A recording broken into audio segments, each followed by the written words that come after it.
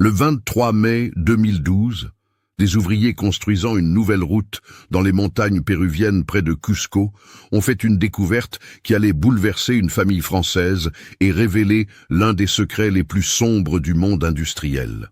Dans une ravine profonde, dissimulée sous 3 années de végétation tropicale, gisait le corps d'Apolline Chesneau, fille unique du magnate textile lyonnais Edmond Chesneau. Mais ce n'était pas seulement un corps que les autorités ont trouvé ce jour-là. Caché dans les restes d'un sac à dos imperméable, un journal intime de 150 pages allait révéler une vérité si choquante qu'elle remettrait en question tout ce qu'une mère croyait savoir sur l'homme qu'elle avait épousé.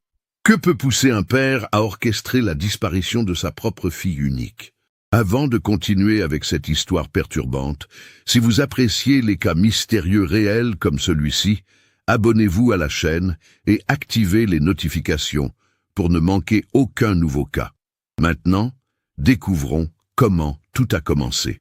Lyon, février 2009. La neige recouvre les toits de la presqu'île, et dans le quartier huppé du 6e arrondissement, la villa des Chesneau baigne dans le silence feutré de l'hiver bourgeois. Edmond Chesneau, 52 ans, a bâti son empire textile en 3 décennies, transformant une petite entreprise familiale en l'un des principaux fournisseurs européens de vêtements de grande distribution. Ses usines s'étendent de la banlieue lyonnaise jusqu'aux confins de l'Amérique du Sud, employant plus de 15 000 personnes dans 12 pays différents. Chesneau Textile, fondé en 1978 par le père d'Edmond, avait commencé modestement dans un atelier de la Croix-Rousse. Mais sous la direction du fils, l'entreprise avait connu une expansion fulgurante, particulièrement après les accords commerciaux des années 90 qui avaient ouvert les marchés sud-américains. Les chiffres parlaient d'eux-mêmes. Un chiffre d'affaires de 250 millions d'euros en 2008, des contrats avec les plus grandes enseignes françaises et européennes. Marguerite Chesneau, 48 ans, ancienne institutrice reconvertie en épouse parfaite, gérait les apparences sociales avec la précision d'un chef d'orchestre. Réception, gala de charité, conseil d'administration de fondations culturelles. Elle incarnait l'épouse du notable lyonnais élégante et discrète. Mariée depuis 25 ans, elle avait appris à naviguer dans les eaux parfois troubles du milieu des affaires, sans jamais poser de questions indiscrètes sur les méthodes de son mari. Au centre de cet univers doré évoluait Apolline, 23 ans, leur fille unique. Contrairement à ce qu'attendaient ses parents, la jeune femme n'avait pas choisi l'école de commerce ou Sciences Po. À la surprise générale, elle s'était inscrite en master de droit de l'homme à la Sorbonne, spécialisation justice internationale. Grande, mince, avec les cheveux châtains de sa mère et les yeux verts perçants de son père, Apolline possédait cette beauté naturelle de la jeunesse bourgeoise française, mais aussi une détermination qui inquiétait parfois son entourage. Ses professeurs la décrivaient comme une étudiante brillante mais obstinée, capable de passer des nuits entières à éplucher des rapports d'ONG sur les conditions de travail dans les pays émergents. Ses amis de la faculté se souvenaient d'une jeune femme passionnée par les questions de justice sociale, qui s'emportait facilement lors des débats sur l'exploitation des travailleurs du textile en Asie ou en Amérique latine. Cette passion pour la justice n'était pas nouvelle. Déjà au lycée Sainte-Marie de Lyon, Apolline s'était distinguée par son engagement dans diverses associations caritatives. Elle organisait des collectes pour les Restos du Cœur, participait aux maraudes nocturnes et avait même convaincu ses parents de financer une école au Sénégal par l'intermédiaire d'une ONG lyonnaise. Edmond observait les activités de sa fille avec un mélange de fierté et d'inquiétude. D'un côté, il admirait son intelligence et sa détermination. De l'autre, il redoutait que ses idéaux ne se heurtent un jour à la réalité du monde des affaires. Lors des dîners familiaux, les discussions prenaient parfois des tournures tendues, quand Apolline évoquait les articles qu'elle lisait sur les conditions de travail dans l'industrie textile mondiale. « Papa, tu sais ce qui se passe vraiment dans certaines usines en Amérique du Sud ?» avait-elle demandé un soir de décembre 2008, agitant un rapport d'Amnesty International. Des enfants de 12 ans qui travaillent 16 heures par jour pour quelques centimes, Edmond avait balayé ses préoccupations d'un geste las. « Ma chérie, le monde n'est pas aussi simple que tes manuels universitaires. Sans ces emplois, ces familles n'auraient rien du tout. Nous créons de la richesse, nous donnons du travail à des milliers de personnes. » Mais Apolline n'était pas convaincue. Ses questions se faisaient plus précises, plus dérangeantes. Elle voulait savoir quels étaient les sous-traitants de Chesneau Textile, comment étaient négociés les contrats, pourquoi les prix proposés par l'entreprise familiale étaient si compétitifs sur le marché européen. Le 15 mars 2009, un dimanche matin ensoleillé, Apolline déjeunait avec ses parents dans la véranda de la villa familiale. Elle venait de terminer son mémoire de master sur l'application du droit international du travail dans l'industrie textile, obstacles et perspectives. Son directeur de recherche, le professeur Henri Morillon, spécialiste reconnu du droit social international, avait qualifié son travail d'exceptionnel. « J'ai une surprise pour vous », annonça-t-elle en posant sa tasse de café. « Mes amis de la fac organisent un voyage au Pérou pour fêter la fin de nos études. 2 semaines à découvrir Cusco, le Machu Picchu, la vallée sacrée. J'ai envie d'y aller. » Marguerite sourit. « C'est une excellente idée, ma chérie. Tu as travaillé si dur ces derniers mois. Et puis, le Pérou, c'est magnifique. Tu te souviens de notre voyage au Mexique quand tu avais 16 ans ?» Edmond, lui, sembla plus réservé. « Quand exactement ?» demanda-t-il en repliant soigneusement son journal économique. « Du 5 au 19 avril. Nous serons 8, tous des étudiants de ma promotion. Jules Marchand, tu te souviens de lui, et puis Camille Ferreira, Antoine Laval. » Elle énuméra les noms de ses compagnons de voyage avec l'enthousiasme de la jeunesse. Le voyage avait été organisé par Jules Marchand, fils d'un diplomate français qui connaissait bien l'Amérique du Sud pour y avoir vécu plusieurs années dans sa jeunesse. Le groupe avait réservé par l'intermédiaire d'une agence spécialisée dans le tourisme responsable, Andes Découverte, dirigée par un franco-péruvien installé à Cusco depuis 15 ans.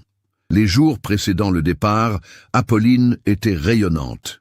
Elle avait acheté du matériel de randonnée, des guides de voyage et passait des heures à étudier l'histoire des civilisations précolombiennes. « Je veux comprendre ce pays avant d'y arriver », expliquait-elle à sa mère en feuilletant ses livres sur l'Empire Inca. Le 5 avril 2009, à 6h30 du matin, Edmond conduisit sa fille à l'aéroport Saint-Exupéry. Le vol Air France de 7h50 pour Madrid, avec correspondance pour Lima, devait la mener à destination en début de soirée, heure locale. Dans le terminal, père et fille s'étreignirent longuement. « Sois prudente, ma puce », murmura Edmond. « Et donne-nous de tes nouvelles régulièrement. »« Promis, papa, je t'enverrai des photos de tous les sites que nous visiterons. » Les 3 premiers jours du voyage se déroulèrent parfaitement. Apolline envoyait quotidiennement des SMS à ses parents, accompagnés de photos éblouissantes. Les ruelles colorées de Cusco, le marché San Pedro, avec ses étals de fruits exotiques, les premières randonnées dans la vallée sacrée. Ces messages débordaient d'enthousiasme. Cusco est magique. L'architecture coloniale mélangée aux fondations incas s'est à couper le souffle. Demain, nous partons pour Pisac et dans 3 jours direction Machu Picchu. Je vous aime. Le 8e avril, mercredi, Marguerite reçut le dernier message de sa fille. Journée incroyable à Ollantaytambo. Demain matin, départ pour le trek vers Machu Picchu. Réseau limité pendant 2-3 jours. Gros bisous à vous deux. C'était à 14h42 heure française. Jamais plus les parents d'Apolline n'entendraient parler de leur fille. Le 11 avril au soir, Jules Marchand téléphona à Lyon, la voix brisée par l'angoisse. « Monsieur Chesneau, nous avons un problème grave. Apolline a disparu. » Selon le récit haché du jeune homme, le groupe était parti le 9 avril au matin de Ollantaytambo pour une randonnée de 3 jours vers Machu Picchu par le chemin de l'Inca. Apolline, qui se levait toujours très tôt, avait quitté le campement vers 5 heures du matin le 10 avril pour photographier le lever du soleil sur les montagnes. Elle avait laissé un mot dans sa tente. Partie admirer l'aube sur le Mirador Nord. De retour pour le petit déjeuner. Ah, mais 7 heures plus tard, elle n'était toujours pas revenue. Ses amis avaient d'abord pensé qu'elle s'était perdue sur les sentiers, chose courante dans cette région où les chemins incas se multiplient et se croisent dans tous les sens. Ils avaient organisé des recherches avec leur guide local, Sofia Vargas, une jeune péruvienne de 25 ans qui connaissait parfaitement la région. Vers midi, inquiets de ne toujours pas voir revenir Apolline, ils avaient alerté les autorités. La police nationale péruvienne avait immédiatement dépêché une équipe de recherche dirigée par le capitaine Raúl Mendoza, un homme de 40 ans spécialisé dans les secours en montagne. Les recherches avaient duré 48 heures intensives. 70 policiers, rangers du parc national et volontaires locaux avaient ratissé systématiquement tous les sentiers dans un rayon de 20 km autour du campement. Des hélicoptères avaient survolé les zones les plus escarpées. Les rivières et ravines avaient été explorées mètre par mètre. Rien. Apolline Chesneau s'était volatilisée sans laisser la moindre trace. L'enquête avait immédiatement révélé plusieurs éléments troublants. Premièrement, l'appareil photo d'Apolline, un réflexe numérique Canon qu'elle ne quittait jamais, avait été retrouvé dans sa tente. Étrange pour quelqu'un parti photographier le lever du soleil. Deuxièmement, selon Sofia Vargas, aucun sentier ne menait vers ce qu'Apolline appelait le Mirador Nord dans son message. Ce terme ne correspondait à aucun point de vue connu dans la région. Plus déconcertant encore, le sac à dos d'Apolline était resté au campement, avec ses affaires personnelles, son passeport, son argent, et même ses médicaments contre le mal des montagnes qu'elle prenait religieusement depuis le début du voyage. Quand Edmond et Marguerite Chesneau arrivèrent à Lima le 13 avril, puis à Cusco le lendemain, ils découvrirent une enquête déjà dans l'impasse. Le capitaine Mendoza, homme méticuleux au visage buriné par le soleil andin, leur exposa franchement la situation lors de leur première rencontre au poste de police de Cusco. « Monsieur et Madame Chesneau, nous avons mobilisé tous nos moyens. Votre fille a disparu dans l'une des régions les mieux surveillées du Pérou, où passent chaque jour des centaines de touristes. Nous avons interrogé tous les guides, tous les porteurs, tous les voyageurs présents dans la zone ces jours-là. Personne n'a vu Apolline quitter le campement ce matin-là. Les 3 années qui suivirent transformèrent radicalement la famille Chesneau. De retour à Lyon après 3 semaines d'espoir et de recherches infructueuses au Pérou, Marguerite sombra dans une dépression profonde qui nécessita plusieurs hospitalisations. Elle, qui organisait autrefois des réceptions pour 50 invités, ne sortait plus de sa chambre certains jours, fixant pendant des heures les photos d'Apolline enfant disposées sur sa table de nuit. Edmond, lui, canalisa sa douleur dans le travail avec une intensité qui inquiéta ses proches collaborateurs. Il multipliait les déplacements professionnels, passait ses nuits au bureau et développa une obsession pour le contrôle de chaque détail de son entreprise. Ses directeurs régionaux rapportaient qu'il exigeait désormais des comptes rendus quotidiens de toutes les usines, y compris celles d'Amérique du Sud qu'il inspectait personnellement tous les 3 mois. La chambre d'Apolline était devenue un sanctuaire. Marguerite avait interdit qu'on y touche quoi que ce soit. Les livres de droit international étaient restés ouverts sur le bureau, les photos de voyage collées au mur, les vêtements soigneusement pliés dans l'armoire. Chaque dimanche, elle y apportait des fleurs fraîches et restait assise des heures dans le fauteuil de sa fille à relire ses anciens carnets de notes universitaires. Le couple avait engagé un détective privé français, maître Philippe Grandin, ancien commissaire de police spécialisé dans les affaires internationales. Pendant 2 ans, Grandin avait maintenu une équipe de recherche au Pérou, multiplié les contacts avec les autorités locales et exploré toutes les pistes imaginables, enlèvements crapuleux, accidents, fugues volontaires, trafic d'êtres humains. Chaque mois, il remettait aux Chesneau un rapport détaillé de 30 pages, toujours avec la même conclusion décourageante, aucune trace d'Apolline. Les amis de la jeune femme, bouleversés par sa disparition, avaient créé l'association Apolline Espoir pour maintenir la pression médiatique et financer des campagnes d'affichage au Pérou. Jules Marchand, rongé par la culpabilité, avait abandonné ses études de droit pour devenir volontaire dans une ONG de recherche de personnes disparues. Il appelait les Chesneau chaque mois, toujours avec l'espoir d'annoncer une nouvelle piste, toujours déçu de n'avoir rien de concret à rapporter. L'affaire avait fait l'objet d'un important traitement médiatique en France. Le journal Lyon-Capitale avait publié un dossier de 8 pages en juin 2009. TF1 avait consacré un reportage de 13 minutes au cas d'Apolline dans l'émission Appel à témoins de septembre 2010. France Info diffusait régulièrement des flashs d'informations lors des anniversaires de la disparition. Mais malgré cette exposition, aucun témoin crédible ne s'était manifesté. Les théories se multipliaient dans l'entourage de la famille. Certains évoquaient un possible accident dans une crevasse non répertoriée de la cordillère des Andes. D'autres penchaient pour un enlèvement par des trafiquants de drogue qui sévissaient dans certaines zones reculées de la région de Cusco. Les plus optimistes continuaient de croire qu'Apolline avait peut-être survécu et vivait amnésique dans un village isolé des montagnes péruviennes. Sofia Vargas, la guide qui accompagnait le groupe d'étudiants français, était restée en contact régulier avec la famille Chesneau. Chaque semaine, elle envoyait par email des nouvelles de ses propres recherches locales. Sofia avait quitté son emploi dans l'agence touristique pour se consacrer entièrement à retrouver Apolline. Elle interrogeait systématiquement tous les nouveaux venus dans la région, distribuait des photos dans les marchés andins et parcourait inlassablement les sentiers les plus reculés.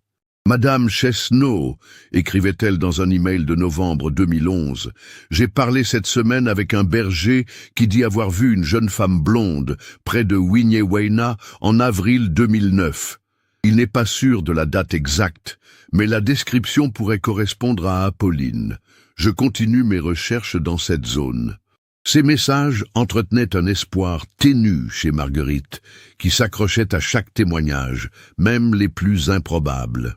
Edmond, plus pragmatique, avait progressivement cessé de croire au retour de sa fille, même s'il continuait à financer toutes les recherches proposées par Sofia ou le détective Grandin. La disparition d'Apolline avait également eu des répercussions inattendues sur Chesneau Textile. Edmond, hanté par les dernières conversations avec sa fille sur les conditions de travail dans l'industrie textile, avait mandaté un audit social complet de toutes ces usines sud-américaines. Le rapport, remis en janvier 2011 par le cabinet lyonnais Expertise and Conseil Social, était globalement rassurant, mais pointait quelques zones d'amélioration dans le respect des normes internationales du travail. Paradoxalement, cette période de deuil avait renforcé l'empire Chesneau.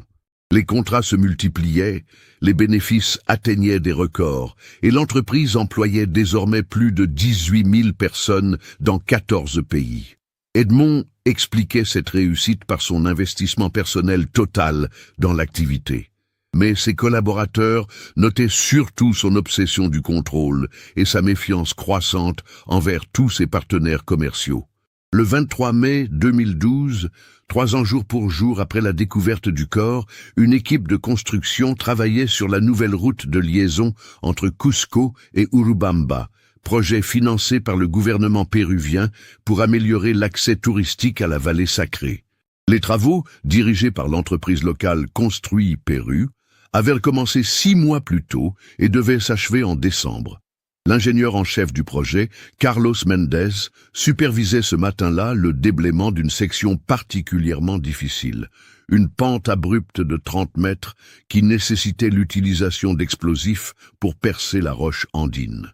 La zone se situait à 15 km au nord-ouest de Cusco, dans un secteur montagneux peu fréquenté par les touristes, mais stratégique pour le nouveau tracé routier. Vers 10h30, l'ouvrier Manuel Quispe, 52 ans, père de 4 enfants et employé depuis 20 ans dans la construction, fit fonctionner sa pelleteuse pour déblayer les derniers résidus rocheux de l'explosion matinale. La machine heurta soudain quelque chose de différent de la pierre habituelle, un objet métallique qui résonna étrangement sous les chenilles. Quispe arrêta immédiatement son engin et descendit inspecter. Émergeant partiellement du terrain déblayé, il distinguait ce qui ressemblait à une fermeture éclair et des lambeaux de tissu synthétique. Son expérience lui dicta d'alerter immédiatement son contremaître, José Huanca, qui fit stopper tous les travaux et contacta la police. Le capitaine Raúl Mendoza, Le même officier qui avait dirigé les recherches d'Apolline 3 ans plus tôt arriva sur les lieux à 12h15 avec une équipe de la police scientifique péruvienne. Mendoza avait gardé un souvenir précis de l'affaire Chesneau, l'une des rares enquêtes de sa carrière à être restée totalement non résolue. Quand il vit les premiers éléments mis au jour par les ouvriers, un frisson lui parcourut l'échine. À 13h45, après 3 heures de fouilles minutieuses, dirigées par le docteur Carmen Varga, médecin légiste de l'hôpital Adolfo Guevara Velasco de Cusco, l'équipe avait exhumé un squelette humain quasiment complet, ainsi que les restes d'un sac à dos de randonnée de marque française. L'état de conservation était remarquable grâce au climat sec de l'altitude et à la protection offerte par la végétation dense qui avait recouvert la zone. Plus troublant encore, à l'intérieur du sac à dos, protégé par une pochette étanche, un carnet de format A5 à couverture de cuir marron était resté parfaitement lisible. Sur la première page, d'une écriture féminine soignée, ces mots « Journal personnel, Apolline Chesneau, mars 2009 ». Le capitaine Mendoza téléphona immédiatement à Lima pour prévenir l'ambassade française, puis à Lyon pour informer la famille Chesneau. À 16h, heure française, le téléphone sonna dans la villa du 6e arrondissement. Marguerite décrocha d'une main tremblante. « Madame Chesneau, ici le capitaine Mendoza de Cusco. J'ai des nouvelles de votre fille. » L'identification formelle du corps nécessita 48 heures d'analyse. Les archives dentaires d'Apolline, transmises par son orthodontiste lyonnais, confirmèrent sans aucun doute possible l'identité de la victime. Le docteur Varga établit que la mort remontait effectivement à 3 ans environ, et que le corps présentait des fractures multiples compatibles avec une chute de grande hauteur. Mais c'est l'examen du journal qui allait révéler la véritable dimension de cette tragédie familiale. Le carnet de 150 pages contenait les réflexions quotidiennes d'Apolline depuis son arrivée au Pérou, mais aussi et surtout une série de révélations qui allaient anéantir tout ce que Marguerite croyait savoir sur son mari. Sofia Vargas, la guide péruvienne qui avait maintenu le contact avec la famille, fut la première à lire intégralement le journal en présence du capitaine Mendoza. Son espagnol parfait lui permettait de comprendre les passages rédigés dans cette langue, qu'Apolline avait apprise durant ses études. Quand Sofia termina sa lecture, vers 23h ce 25 mai, ses mains tremblaient. « Capitaine », murmura-t-elle, « ce journal, il faut que vous lisiez la partie du 8 avril. » Apolline avait découvert quelque chose sur l'entreprise de son père, quelque chose de terrible. L'extrait du 8 avril, rédigé le soir même de la disparition, était accablant. Apolline y détaillait sa rencontre fortuite avec Miguel Santos, un ancien contremaître de l'usine Chesneau Textile de Huancayo, dans la Sierra centrale péruvienne. Santos, licencié 6 mois plus tôt pour avoir protesté contre les conditions de travail, avait reconnu le nom de famille d'Apolline et avait voulu témoigner. Selon ses notes, Santos lui avait révélé que l'usine de Huancayo employait systématiquement des enfants de 12 à 15 ans, avec de faux papiers d'identité. Ces mineurs travaillaient 16 heures par jour pour un salaire dérisoire, dormaient dans des dortoirs insalubres, attenant à l'usine, et n'avaient aucun accès à l'éducation. Le plus choquant, ces pratiques étaient connues et organisées directement depuis le siège lyonnais de Chesneau Textile. « Papa, c'est tout », avait écrit Apolline. Miguel m'a montré des emails échangés avec les bureaux de Lyon, des instructions précises pour maintenir les coûts au plus bas, même si cela signifie exploiter des enfants. Comment ai-je pu être aveugle si longtemps? Comment l'homme que j'admire peut-il être responsable de telles horreurs? Mais le journal révélait plus troublant encore. Apolline y expliquait avoir contacté secrètement Miguel Santos dès son arrivée à Cusco pour organiser une visite clandestine de l'usine de Huancayo. Elle voulait documenter les violations, photographier les conditions de travail, recueillir des témoignages d'ouvriers. Son plan était de constituer un dossier complet pour saisir la justice internationale au retour de son voyage. « Je partirai demain matin tôt », écrivait-elle le 8 avril. J'ai dit aux autres que j'allais photographier le lever du soleil, mais en réalité, Je retrouve Miguel à 6 heures au point de rencontre qu'il m'a indiqué. De là, nous prendrons un bus pour Huancayo.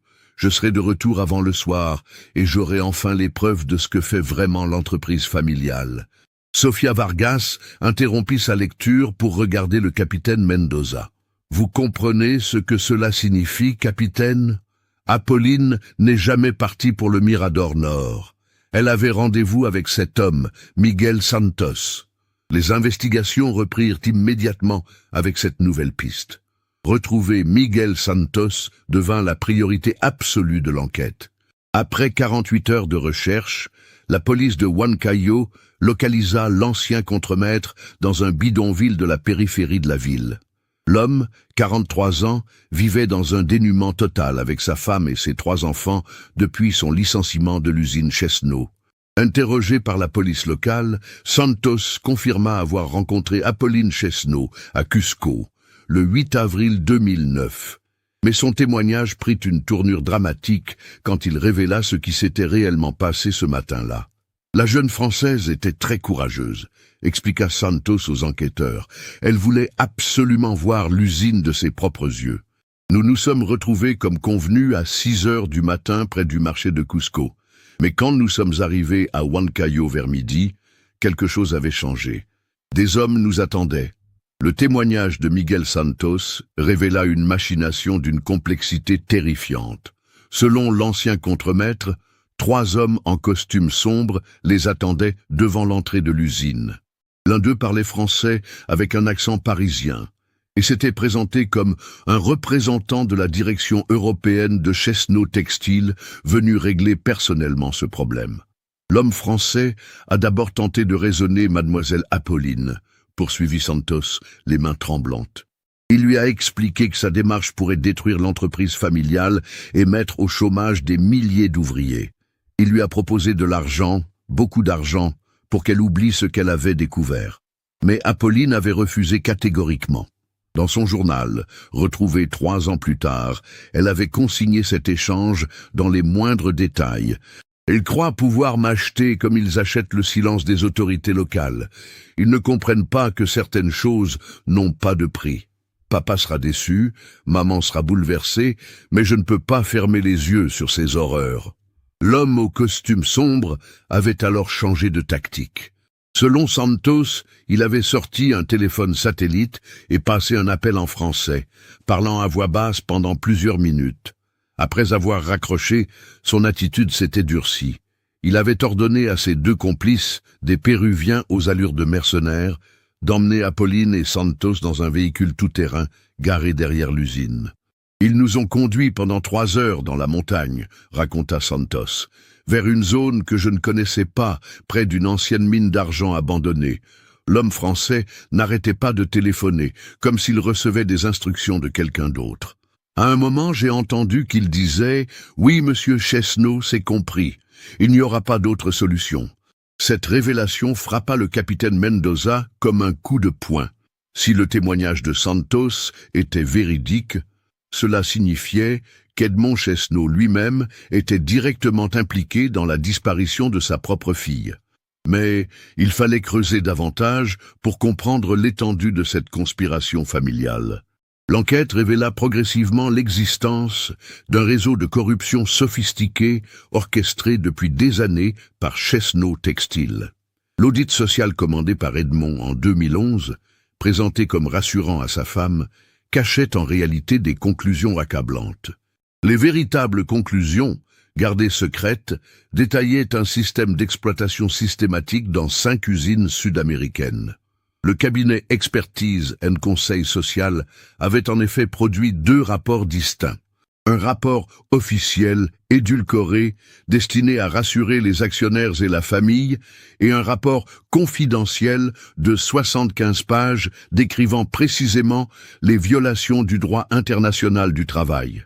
Ce second document, découvert dans les archives informatiques saisies par la justice française, révélait l'ampleur du système mis en place. Dans l'usine de Huancayo, 137 enfants âgés de 11 à 16 ans travaillaient sous de fausses identités. Leurs cartes d'identité, falsifiées par un réseau local, indiquaient tous un âge légal de 18 ans. Ces mineurs, recrutés dans les villages les plus pauvres de la Sierra péruvienne, étaient logés dans des baraquements de tôle sans chauffage ni eau courante. Ils travaillaient de 6 heures du matin à 22 heures, 6 jours sur 7, pour un salaire équivalent à 30 € par mois. Le rapport confidentiel détaillait également le rôle d'intermédiaires corrompus qui organisaient ce trafic humain. Roberto Vázquez, directeur régional de Chesno Textiles pour l'Amérique du Sud, versait des pots de vin réguliers aux inspecteurs du travail péruviens pour qu'ils ferment les yeux lors de leur visite. Le montant total de ces corruptions s'élevait à 200 000 $ par an, somme dérisoire, comparée aux économies réalisées grâce à cette main-d'œuvre exploitée. Plus choquant encore, le rapport prouvait qu'Edmond Chesno recevait personnellement des comptes rendus mensuels de ses activités. Des emails retrouvés dans sa messagerie professionnelle montraient qu'il était informé des moindres détails de ce système d'exploitation. Dans un message daté du 15 mars 2009, soit 20 jours avant la disparition d'Apolline, Vázquez écrivait « Monsieur Chesno, la rentabilité de Huancayo reste exceptionnelle grâce à nos méthodes spéciales. Attention cependant aux nouvelles réglementations internationales qui pourraient compliquer nos opérations. » La réponse d'Edmond, expédiée le lendemain, était sans ambiguïté. « Roberto, maintenez coûte que coûte nos avantages concurrentiels. Nous avons des contrats européens à honorer et des actionnaires à satisfaire. Utilisez tous les moyens nécessaires pour préserver notre position. » Ces éléments furent découverts lors de la perquisition simultanée menée le 15 juin 2012 dans les bureaux lyonnais de Chesno Textile et au domicile familial. Marguerite, présente lors de la fouille de sa villa, s'effondra en larmes quand les enquêteurs saisirent l'ordinateur personnel de son mari. Elle qui avait cru pendant 3 ans à un terrible accident découvrait que l'homme qu'elle aimait depuis 25 ans était directement responsable de la mort de leur fille unique. L'analyse informatique révéla également l'existence d'un compte bancaire secret ouvert par Edmond aux îles Caïmans sous le nom de South American Business Solutions. Ce compte, alimenté par les bénéfices des usines exploitant le travail des enfants, contenait plus de 15 millions d'euros au moment de la saisie. Une partie de ces fonds servait à financer le réseau de corruption locale, mais la majorité était thésaurisée par Edmond pour ses projets personnels. Le journal d'Apolline contenait d'autres révélations troublantes sur les derniers jours de sa vie. Dans une entrée datée du 7 avril, elle expliquait avoir tenté une dernière fois de parler à son père par téléphone depuis Cusco. La conversation, selon ses notes, avait tourné au cauchemar. « J'ai appelé papa hier soir pour lui faire part de mes découvertes », écrivait-elle. « Je pensais qu'il serait choqué, qu'il me remercierait de l'avoir alerté sur les agissements de ses collaborateurs sud-américains. Mais sa réaction m'a glacé, il savait déjà tout. Quand je lui ai parlé de Miguel Santos et de ce qu'il m'avait révélé sur Huancayo, papa est resté silencieux pendant de longues secondes. Puis, il m'a dit « Apolline, tu ne comprends pas les réalités économiques. Ces enfants nourrissent leur famille grâce à nos emplois. Sans nous, ils mourraient de faim. » J'ai raccroché, horrifié. Cette conversation téléphonique fut confirmée par les relevés de l'opérateur péruvien. L'appel, passé le 7 avril à 22h15, heure locale, avait duré exactement 7 minutes et 32 secondes. Les enquêteurs français établirent qu'Edmond se trouvait ce soir-là dans son bureau lyonnais, travaillant tard comme à son habitude depuis la disparition présumée de sa fille. Mais le plus troublant restait à découvrir dans les dernières pages du journal. Apolline y détaillait sa décision de dénoncer publiquement son propre père, malgré l'amour qu'elle lui portait. Elle avait déjà rédigé un dossier de 40 pages destiné à l'Organisation internationale du travail, accompagné des témoignages de Miguel Santos et de 3 autres ouvriers de l'usine de Huancayo.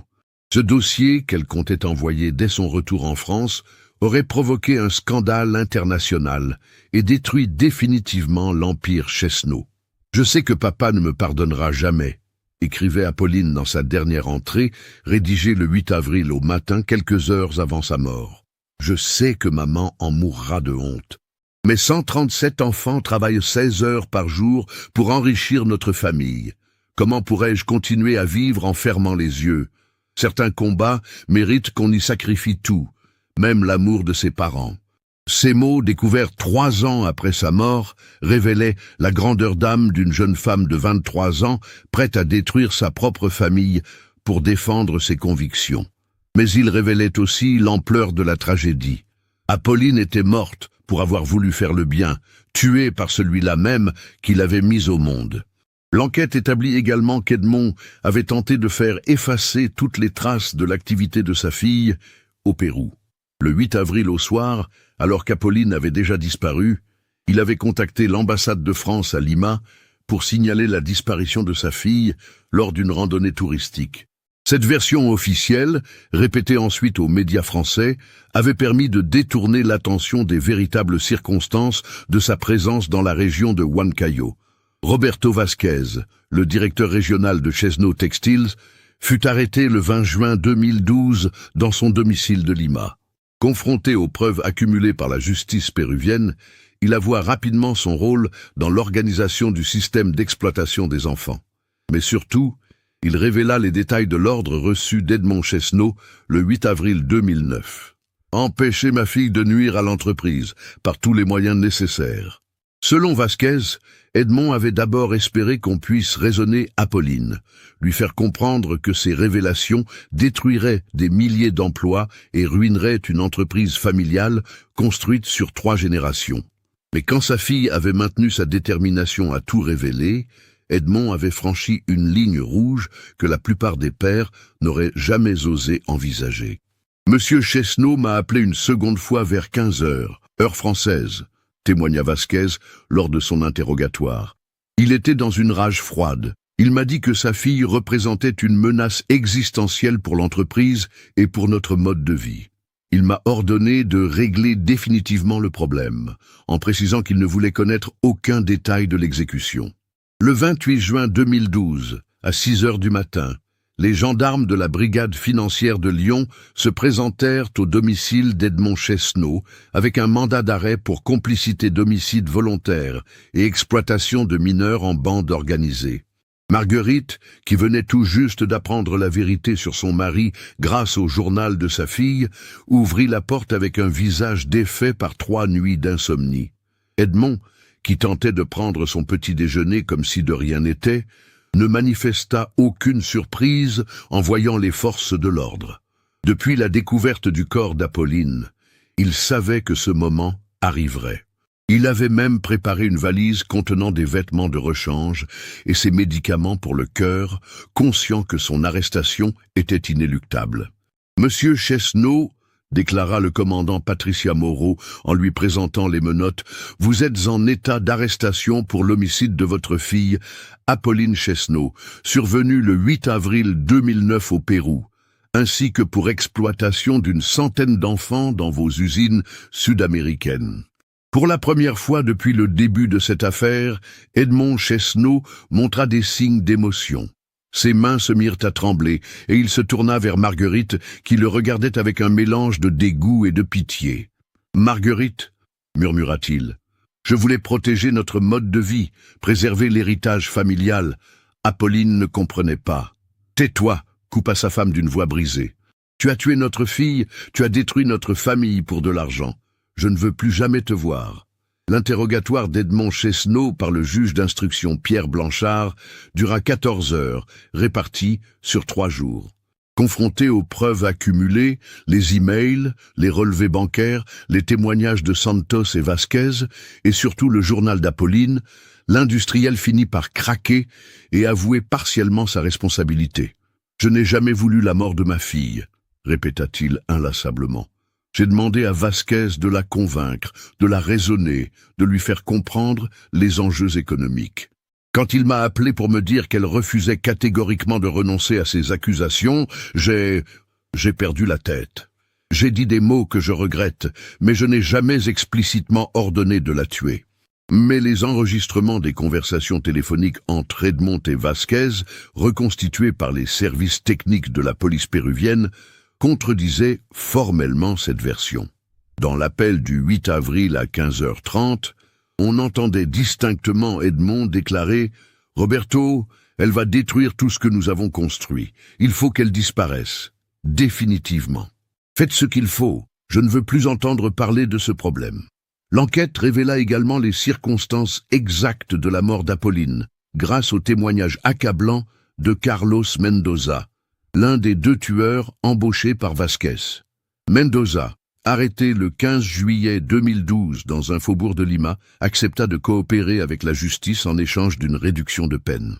Selon son récit, Apolline et Miguel Santos avaient été emmenés dans une ancienne mine d'argent abandonnée, située à 80 km au sud-est de Huancayo.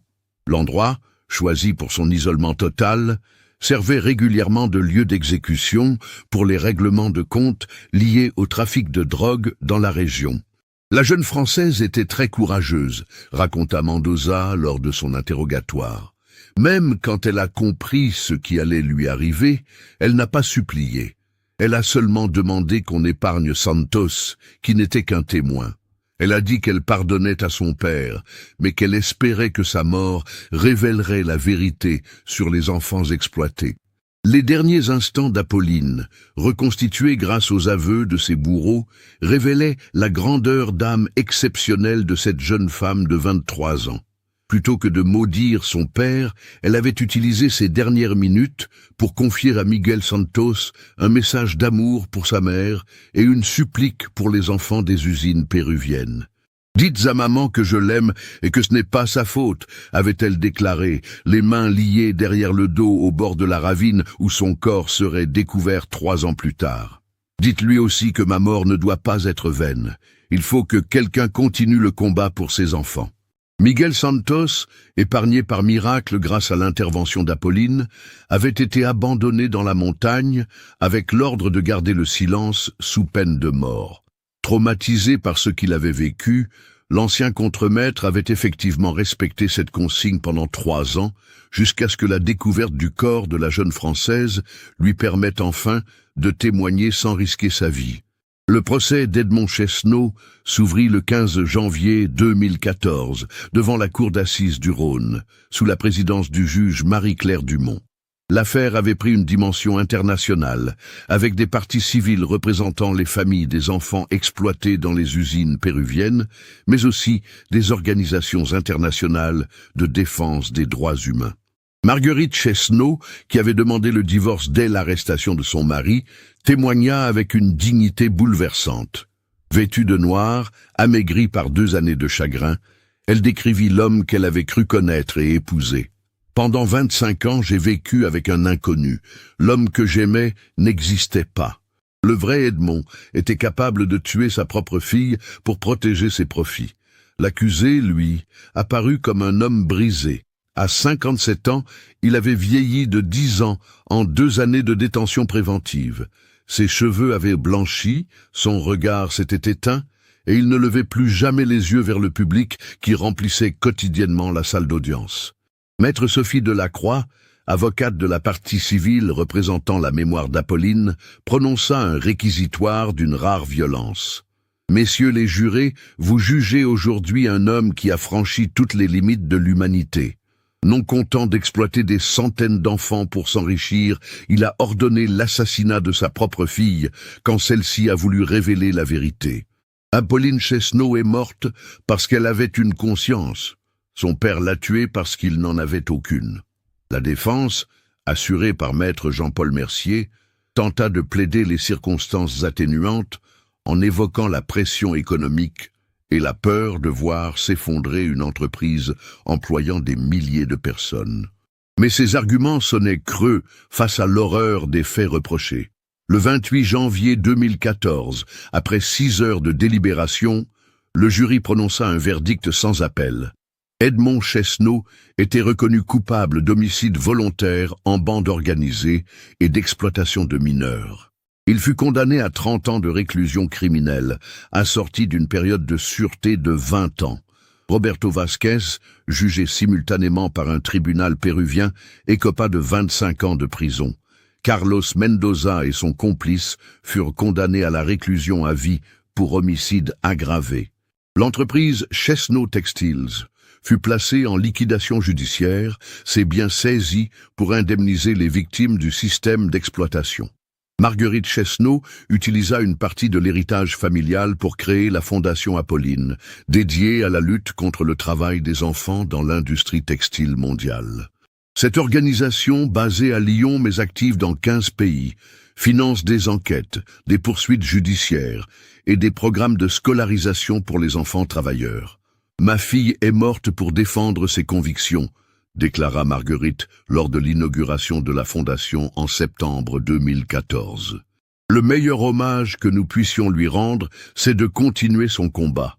Chaque enfant arraché aux usines, chaque famille secourue, chaque industriel condamné pour exploitation sera une victoire d'Apolline.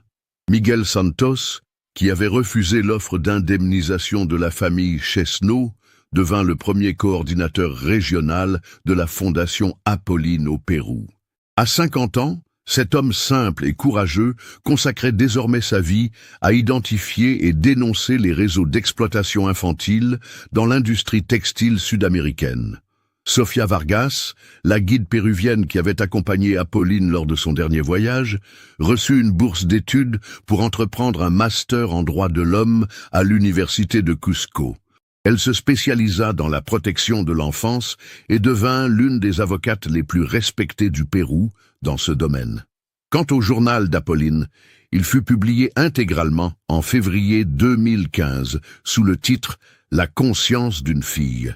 Les bénéfices de ce livre, traduit en 12 langues, alimentent encore aujourd'hui les actions de la Fondation Apolline. Les dernières pages de ce témoignage, écrites quelques heures avant sa mort, constitue l'un des plaidoyers les plus poignants jamais rédigés contre l'exploitation des enfants. La publication de ce journal révéla d'autres aspects troublants de la personnalité d'Edmond Chesneau.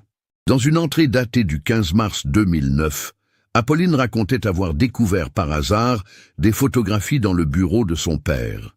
Ces clichés, pris lors d'une visite d'inspection dans l'usine de Huancayo en 2008, montrait clairement des enfants en train de travailler sur les machines textiles. Sur l'une des photos, on distinguait même Edmond serrant la main du directeur local, souriant, visiblement satisfait de ce qu'il observait. « Comment papa peut-il sourire en voyant ses enfants épuisés ?» avait écrit Apolline. Sur cette photo, il y a une petite fille qui ne doit pas avoir plus de 12 ans, penchée sur une machine à coudre industrielle. Ses mains sont si petites qu'elle a du mal à manipuler le tissu. Et papa sourit. Comment l'homme qui m'a appris la différence entre le bien et le mal peut-il sourire devant une telle injustice? Cette découverte avait marqué un tournant dans la relation père-fille. Apolline expliquait dans son journal comment elle avait commencé à observer différemment les comportements de son père, à analyser ses voyages d'affaires, à questionner la prospérité soudaine de l'entreprise familiale. Elle décrivait également ses insomnies, ses cauchemars récurrents où elle voyait des enfants travailler dans l'obscurité pendant que sa famille vivait dans le luxe. Le journal révélait aussi l'isolement psychologique d'Apolline durant ses derniers mois à Lyon. Incapable de parler de ses découvertes à sa mère, qu'elle jugeait trop fragile, elle s'était confiée à son professeur Henri Morillon. Ce dernier, interrogé après la publication du journal, confirma que la jeune femme lui avait effectivement fait part de ses soupçons concernant les pratiques de l'entreprise paternelle. Apolline était dans un état de détresse psychologique terrible, témoigna le professeur Morillon lors d'une interview accordée au Monde en mars 2015. Elle aimait profondément son père, mais ne pouvait pas accepter ce qu'elle découvrait. Elle m'avait dit « Professeur, comment fait-on quand on découvre que son héros d'enfance est un criminel ?» Je lui avais conseillé de rassembler des preuves avant d'agir, mais je n'imaginais pas que cela l'amènerait à sa perte. L'analyse graphologique du journal, effectuée par un expert judiciaire, révéla l'évolution psychologique d'Apolline à travers son écriture. Les premières entrées, datées de janvier 2009, montraient une graphie assurée et harmonieuse. Progressivement, à mesure qu'elle découvrait la vérité sur son père, l'écriture devenait plus nerveuse, plus pressée, révélant l'angoisse croissante de la jeune femme. Les dernières pages, rédigées au Pérou, montrait paradoxalement un retour à une écriture plus sereine. Apolline semblait avoir trouvé la paix en prenant sa décision de tout révéler, même au prix de sa vie. Dans l'avant-dernière entrée, datée du 7 avril au soir, elle écrivait « J'ai enfin trouvé le courage de faire ce qui est juste, peu importe les conséquences pour moi ou pour ma famille. Ces enfants méritent qu'on se batte pour eux. Si ces mots sont un jour lus, avait écrit Apolline dans sa dernière entrée, j'espère qu'ils serviront à quelque chose. Ces enfants n'ont que nous pour les défendre. Si nous fermons les yeux, qui le fera? Si nous nous taisons, qui parlera? Certains combats méritent qu'on y consacre sa vie, même si cela doit nous coûter l'amour de nos proches. Le succès du livre « La conscience d'une fille » dépassa toutes les attentes. En 3 ans, plus d'1 million d'exemplaires furent vendus dans le monde, générant des fonds considérables pour la Fondation Apolline. Mais plus encore que l'aspect financier, cette publication sensibilisa l'opinion publique internationale aux questions du travail des enfants dans l'industrie textile. Des manifestations spontanées eurent lieu devant les sièges des principales marques de vêtements européennes. Les consommateurs réclamaient plus de transparence sur les conditions de production et plusieurs enseignes furent contraintes de revoir leurs pratiques d'approvisionnement. Le phénomène Apolline, comme l'appelèrent les médias, marqua un tournant dans la prise de conscience collective sur ces questions. En 2016, l'Union européenne adopta la directive Apolline-Chesneau, qui renforçait les obligations de traçabilité pour les entreprises textiles et imposait des sanctions pénales aux dirigeants d'entreprises européennes complices d'exploitation d'enfants, même à l'étranger. Cette législation, directement inspirée par l'affaire Chesneau, fut saluée par les organisations de défense des droits humains comme la plus grande avancée en matière de protection de l'enfance depuis des décennies. En 2024, 10 ans après sa création, la Fondation Apolline avait permis de libérer plus de 2000 enfants travailleurs, de faire condamner 43 industriels pour exploitation de mineurs et de scolariser 15 000 enfants dans 7 pays d'Amérique latine. Le combat d'une jeune femme de 23 ans continuait, porté par ceux qui avaient décidé de ne jamais oublier son sacrifice. Edmond Chesneau purge sa peine dans la maison centrale de Saint-Paul-lès-Durance. Selon les surveillants, il passe ses journées à lire et refuse systématiquement toutes les visites. Il n'a jamais exprimé le moindre regret pour ses actes et continue de prétendre qu'il a agi pour le bien de l'entreprise familiale. Sa demande de libération conditionnelle, déposée en 2024 après 10 ans de détention, a été rejetée par le tribunal d'application des peines.